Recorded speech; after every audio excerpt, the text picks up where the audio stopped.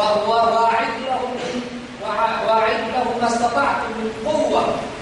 Siapkanlah dari kekuatan yang kamu sanggupi kepada mereka. Salah satunya adalah kekuatan ukhuwah. Ada yang menurunkan kekuatan iman, kekuatan ukhuwah, dan yang ketiga adalah kekuatan fisik, kekuatan logistik, kekuatan dana, dan seterusnya dan seterusnya. Kekuatan ukhuwah sudah jelas, merupakan sesuatu yang harus dipersiapkan oleh kaum muslimin ketika mereka sadar bahwa mereka berhadapan dengan orang-orang yang memusuhi Islam, orang-orang yang membenci Islam. Dan ini harus selalu kita luruskan istilahnya.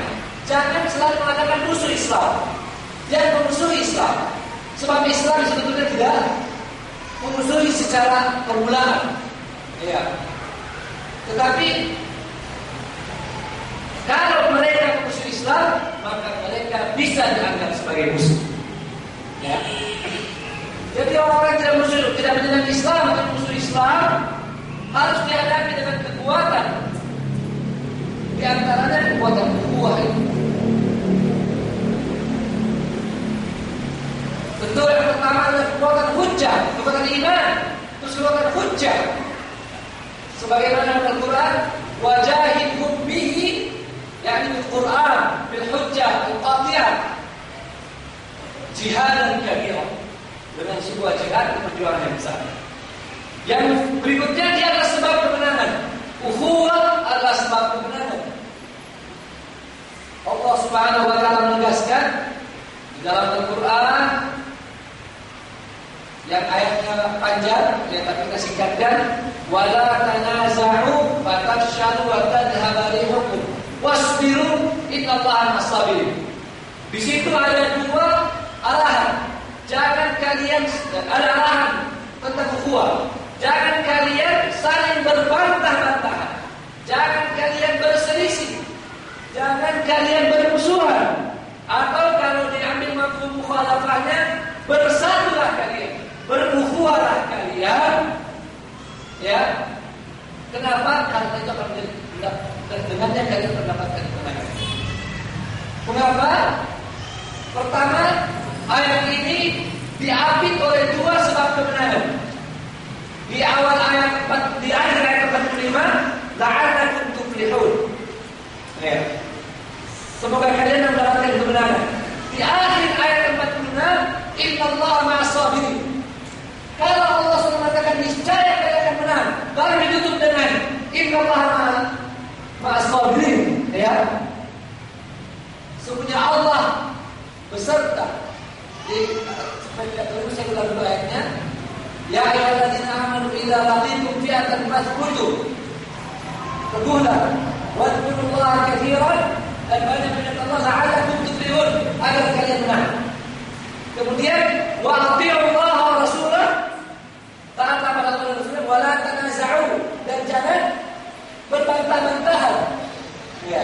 Fatafshalu wa tadhhabu rihukum, di mana kalian akan lemah dan hilang kekuatanmu. Wasbiru, yang kelima, wasbiru, dan sabarlah, innallaha ma'as-sabirin.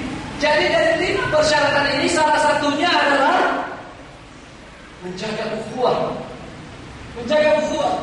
Dan kalau ini kita lakukan dengan 5 yang lain tadi, maka jaminan kemenangan sudah pasti. Karena dalam akhir ayat 45, la'allakum tuflihun, dan di akhir ayat 46, innallaha ma'as-sabirin. Siapa yang akan mengalahkan orang yang bersama Allah Subhanahu wa taala? Dan di tengah-tengah ayat itu, ayat 46 disebutkan mengapa kita bisa mendapatkan kemenangan? Karena kalau berpecah belah, kita akan lemah dan hilang kekuatan. Artinya kalau bersatu, pasti kita kuat insyaallah. Kemudian yang terakhir, dalam slide ini tentu masih banyak, mempersempit gerak para penyeleweng agama atau agen Islam. Ukhuwah Islamiyah menjadi sebab yang dapat menahan orang-orang munafik, orang-orang fasik, dan orang-orang yang menyimpang dari ajaran inti. Coba lihat sejarah. Tidak berkembang kekuatan orang-orang yang menyimpang dari agama ini, atau orang-orang yang membuat kesesatan telah besar, kecuali ketika ukhuwah kaum muslimin telah renggang. Sebab di sela-sela kerenggangan itulah mereka bisa masuk. Muncullah Khawarij, kemudian Syiah, Mu'tazilah, dan seterusnya. Dan di zaman kita ini, ketika ukhuwah kaum muslimin menjadi renggang, atau ketika persatuan mereka menjadi lemah, maka berkembanglah aliran sesat demikian besar. Wal'iyadzubillah. Saya tidak mau mengatakan bahwa dahulu di saat Orde Lama dan Orde Baru, ukhuwah dan persatuan kita itu sangat ideal, tidak. Tetapi paling tidak saat itu ada persatuan, entah rela atau terpaksa ada, sehingga kita mudah membendung, ya, aliran sesat atau dapat menyempitkan gerakan mereka. Tapi di zaman ini, hampir di setiap daerah ada gerakan Nabi, ya. Belum lagi dengan Ahmadiyah yang berkembang besar dan berbagai aliran sesat lainnya.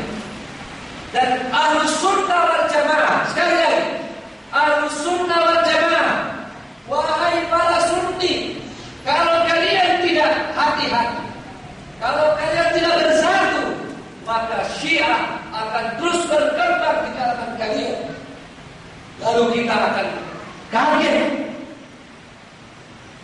kita akan terbelalak mata kita ketika Syiah telah eksis di tengah-tengah kita dan menyebar ancaman yang tidak sedikit. Saya tidak memprovokasi,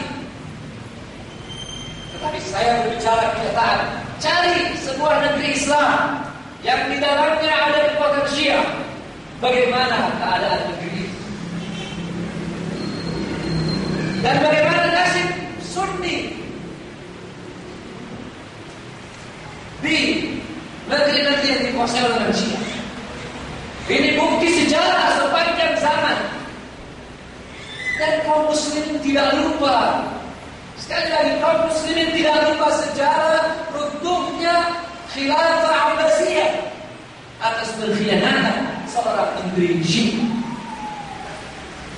Ini yang terjadi.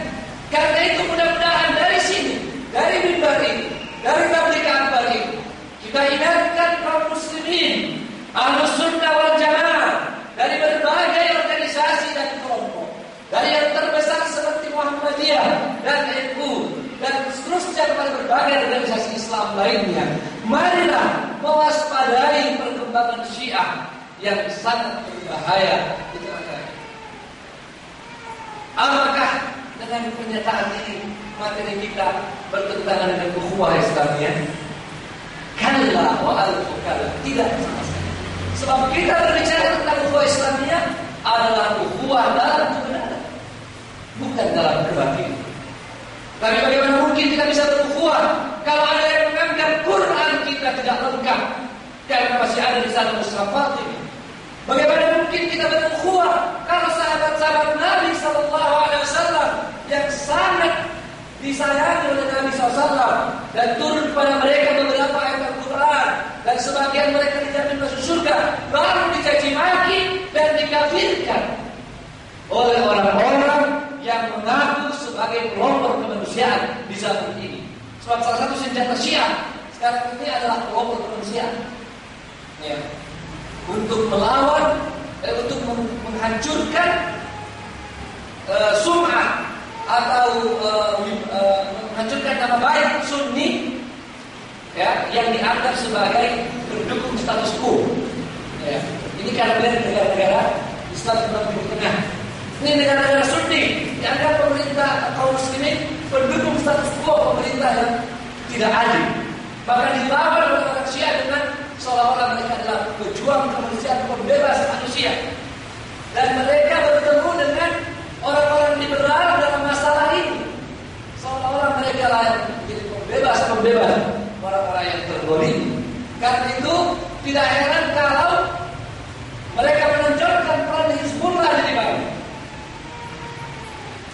seolah-olah lebih penting dari peran pejuang-pejuang Islam di Palestina, para Sunniyun, ya.